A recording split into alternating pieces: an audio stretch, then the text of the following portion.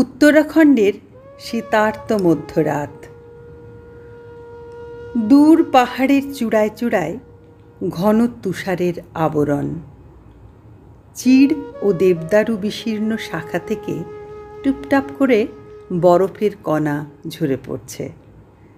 এই শীতের মধ্যে কৃচ্ছবতী তরুণ সাধু ধুনি জ্বালিয়ে আসনে উপবিষ্ট। ধ্যান জপে দীর্ঘকাল অতিক্রান্ত হয়েছে। দেহটি ক্লান্ত, অবসন্ন প্রায়। দুই চোখে তার দুনির্বার ঘুম নেমে আসে। আসনের উপর দেহটি কোন এক সময় ঢলে পড়ল তা তার হুঁশ নেই। ধুনির উপর মাঝে মাঝে বরফ পড়ছে। কিছুক্ষণের পর কাঠের আগুন নিভে গেল। এই প্রাণান্তকর শীতে ঘুমোবারই বা উপায় কোথায়? কাঁপতে কাঁপতে যুবক সাধুটি উঠে বসলেন। কিন্তু এ বিপদে কি করে আজ প্রাণ বাঁচাবেন? রাত্রে ধ্যানের আসন ছেড়ে ওঠা গুরুদেবের বারণ। পাহাড়িদের বাড়ি থেকে যে আগুন সংগ্রহ করবেন তার উপায় নেই। কাছেই গুরুদেবের ঝুপড়ি, সেখানেই তিনি ধ্যানমগ্ন। তার কাছে গিয়ে জ্বলন্ত কয়লা চাইতে যাওয়া সে যে আরও সাংঘাতিক, প্রায় জ্বলন্ত অগ্নিতে ঝাঁপ দেওয়ার সমান। কাছে গেলেই তিনি ক্রোধে ফেটে পড়বেন। শিষ্যের তামসিক অলসতায় ধুনি নিভে গেছে, এ অপরাধের জন্য চরম দণ্ড না দিয়ে তিনি ছাড়বেন না। আবার এদিকেও বিপদ কম নয়। অবিলম্বে আগুন সংগ্রহ করতে না পারলে মাঘের এই প্রচণ্ড শীতে মৃত্যু অনিবার্য। অবশেষে তরুণ সাধু সাহস নিয়ে ঝুপড়ির কাছে গিয়ে দাঁড়ালেন। ডাকতে লাগলেন, গুরুজি। কিছুক্ষণ পর ভিতর থেকে গুরু গম্ভীর কণ্ঠে ভেসে উঠল, কে? বাইরে কে দাঁড়িয়ে? ভয়ে ভয়ে শিষ্য বললেন, মহারাজ, আমার ধুনি নিভে গেছে। যদি কৃপা করে আমায় ধুনি থেকে কিছু কয়লা দেন, তাহলে আবার তা জ্বালিয়ে নিতে পারি। শীতে জমে যাচ্ছি মহারাজ। ঝুপড়ির ভিতর থেকে গর্জন করে উঠলেন, জপ ধ্যান করার সময় নিশ্চয়ই ঘুমিয়ে পড়েছিলে, তা না হলে জ্বলন্ত ধুনি নিভে যায় কি করে? ঘুম আর আরামের দিকে এতই যদি ঝোঁক, তাহলে বাবা মাকে কষ্ট দিয়ে ঘর ছেড়ে এলে কেন? গার্হস্থ্য জীবনের সুখকর পরিবেশেই তো বেশ ঘুমোতে পারতে। শিষ্য রামদাসের তখন শীতের কাঁপুনির থেকে ভয়ের কাঁপুনি বেশি লাগছে। রামদাস কাতর মিনতির সুরে বারবার বললেন, ভুলক্রমে তিনি ঘুমিয়ে পড়ে অপরাধ করে ফেলেছেন। এখন এমন ভুল আর কখনো হবে না। ধুনির আগুন আর কখনো নিভবে না।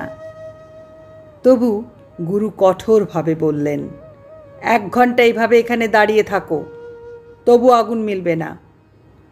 উন্মুক্ত প্রান্তরে হিমালয়ের তীব্র শীতের মধ্যে কাঁপতে কাঁপতে দাঁড়িয়ে রইলেন রামদাস। দেহ অসাড় হয়ে পড়ছে। এমন সময় সহসা ঝুপড়ির দরজা খুলে গুরুদেব এবার জ্বলন্ত কাঠ বাইরে ছুড়ে দিলেন। বললেন, আর যেন এমন না হয়। এইভাবে কৃচ্ছ সাধনার মধ্য দিয়ে সমানে ধ্যান জপ করে যেতে লাগলেন রামদাস। তার গুরু মহাসমর্থ তাপস শ্রী শ্রী 108তম স্বামী দেবদাসজি মহারাজ, নিসার্ক সম্প্রদায়ের শ্রীমৎ নাগাজির শাখার এক শক্তিমান আচার্য দেবদাসজি মহারাজ। ভারতীয় সাধক সমাজে তখন তার বিরাট প্রসিদ্ধি।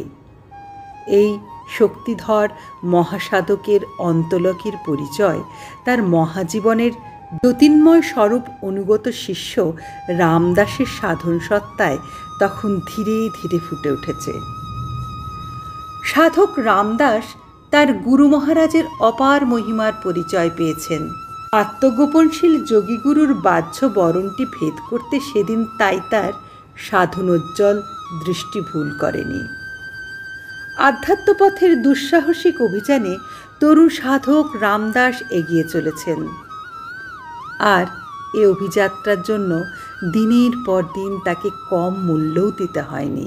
কৃচ্ছ সাধনা ও ত্যাগ তিতিক্ষার চরম পরীক্ষার মধ্য দিয়ে সদ্গুরু তাকে তার পরম পরিণতিটির দিকে টেনে নিচ্ছেন।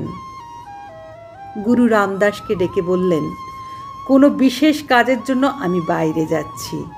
আমি ফিরে না আসা পর্যন্ত তুমি এই গাছের তলায় ধুনি জ্বালিয়ে বসে থাকবে, আসন ছেড়ে যাবে না। দিনের পর দিন কেটে যেতে লাগলো, তবু গুরুর দেখা নেই। এদিকে উঠতে পারছেন না রামদাস। আহার, নিদ্রা, মলমূত্র ত্যাগ পর্যন্ত বন্ধ।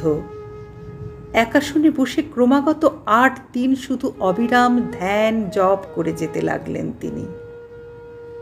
গুরুদেবের প্রতি একনিষ্ঠায় সেদিন তার জীবনে এক দৈবী শক্তির প্রেরণা জাগিয়ে তুলল। অবশেষে গুরু ফিরে এলেন। সব কিছু শুনে প্রসন্নতার হাসি হেসে বললেন, সদ্গুরুর চরণে এই আত্মসমর্পণই সাধকের সবচেয়ে বড় কাজ, বড় প্রস্তুতি। এতেই মেলে সাধকের বহু পর্থিত ধন। গুরু কৃপা। গৃহত্যাগের বেদনা ও বাবা মায়ের চোখের জল এই পরম প্রাপ্তির মধ্য দিয়েই যে সার্থক হয়ে ওঠে, এতেই তার অভীষ্ট সিদ্ধ হয়। যোগীবর দেবদাসজি শিষ্যকে তার অপরিমেয় যোগ বিভূতি অর্পণ করলেন। গুরু বুঝলেন রামদাস আধ্যাত্ম যোগের এক শক্তিমান আধার। তবু নিরন্তর ভৎসনা আর শাসনের কঠোরতার দ্বারা তার মধ্যে ক্রোধ জাগে কিনা, সে অধৈর্য হয়ে পড়ে কিনা তা পরীক্ষা করে যান তিনি। এইভাবে তীব্র যন্ত্রণার দ্বারা শিষ্যের অন্তরে অহংকার ও অভিমানকে সংযত করতে চান তিনি। রামদাস জানেন গুরুজির এই কঠোর বাহ্যরূপের ভিতরে রয়েছে এক অপরূপ ভগবৎ সত্তার প্রকাশ। ঐশী করুণার মাধুর্যে, জগৎ বিভূতির ঐশ্বর্য ও মহিমায় তা ভরপুর। এই বিরাট মহাপুরুষের চরণে তাই তিনি এমনভাবে পড়ে আছেন। একদিন অশ্রাব্য ভাষায় গালিগালাজ করতে করতে রামদাসকে প্রহার করতে লাগলেন গুরুদেব, আর বলতে লাগলেন, আমার এতদিনকার বড় বড় চেলা সব চলে গেছে, এখনই তুই আমার সামনে থেকে দূর হ। লাঠির আঘাতে মাটিতে পড়ে গুরুর চরণ ধরে বারবার মিনতি করতে থাকেন রামদাস। বাড়িঘর বাবা মাকে ছেড়ে এসে আপনার চরণে আশ্রয় নিয়েছি। আমার আর যাবার কোনো জায়গা নেই, আমার আর কোনো আশ্রয় নেই বাবা। মুহূর্তে দেবদাসজি যেন অন্য মানুষ হয়ে গেলেন। স্মিত হেসে বললেন, এবার তুই শেষ পরীক্ষায় উত্তীর্ণ হয়েছিস বেটা। এখন তোর অহংবোধ দূর হয়েছে, স্থির ও উজ্জ্বল হয়ে উঠেছে বুদ্ধি। তিনি আরও বললেন, বৎস, তোমার সকল অভীষ্ট সিদ্ধ হবে। ঋষি সিদ্ধি আজ থেকে তোমার করতলগত। অল্পকালের মধ্যেই তুমি ব্রহ্ম এর সাক্ষাৎ লাভ করবে। গুরুদেবের চরণতলে অশ্রু সজল চোখে লুটিয়ে পড়লেন রামদাস। কঠোর কৃচ্ছ সাধন ও ব্রত পালনের মধ্যে আধ্যাত্ম সাধনার পথে ক্রমাগত এগিয়ে যেতে হতো রামদাসকে। শীত গ্রীষ্ম সবসময়ই ধুনি জ্বালিয়ে প্রায় সারা রাত্রি ধরে জপ তপ করে যেতে হতো তাকে। আলস্য আরাম যাতে রামদাসের কোনো বাধা সৃষ্টি করতে না পারে, তার জন্য গুরুজি তার কোমরে ভারী কাঠের একটি আড়বদ্ধ বেঁধে দিয়েছিলেন।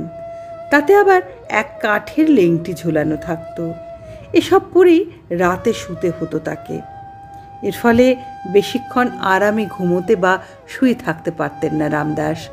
প্রচণ্ড শীতে তার চাদর বলতে ছিল 3 হাত লম্বা এক সুতির কাপড়।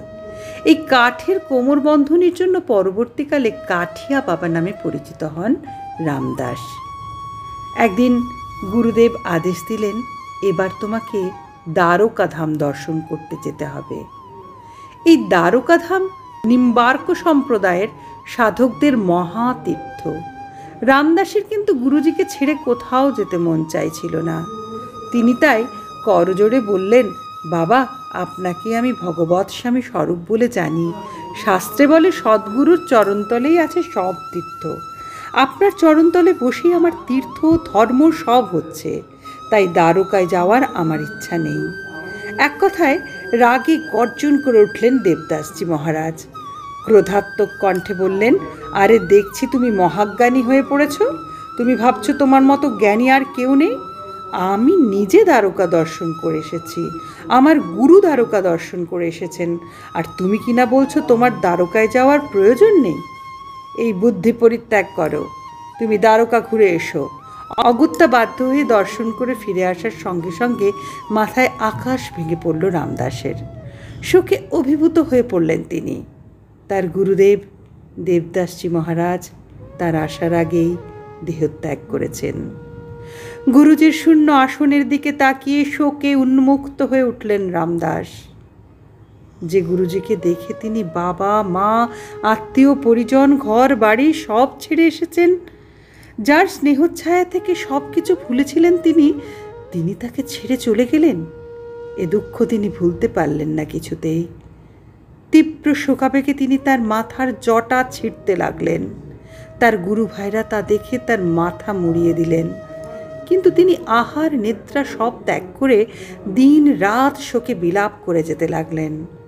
7 দিন এইভাবে কাটার পর দেবদাসজির আত্মা এক জ্যোতির্ময় মূর্তি ধারণ করে আবির্ভূত হলেন শোকাতুর রামদাসের সামনে। তাকে সান্ত্বনা দিয়ে স্নেহভর কণ্ঠে গুরুজি বললেন, বৎস, কেন এমন করছো? আমি আশীর্বাদ করছি তোমার কল্যাণ হবে। তাছাড়া আমার তো মৃত্যু হয়নি, আমার এই জীবনের লীলাটি শুধু সমাপ্ত করেছি। প্রয়োজন মতো আমি মাঝে মাঝে তোমাকে দর্শন দেব। গুরুজির তিরোধানের পর সাধনার কঠোরতা আরও বেড়ে গেল কাঠিয়া বাবার, বেড়ে গেল কৃচ্ছ সাধনার তীব্রতা। প্রচণ্ড গ্রীষ্মে চারিদিকে পঞ্চধুনি জ্বালিয়ে মাঝখানে বসে তপস্যা করতেন তিনি।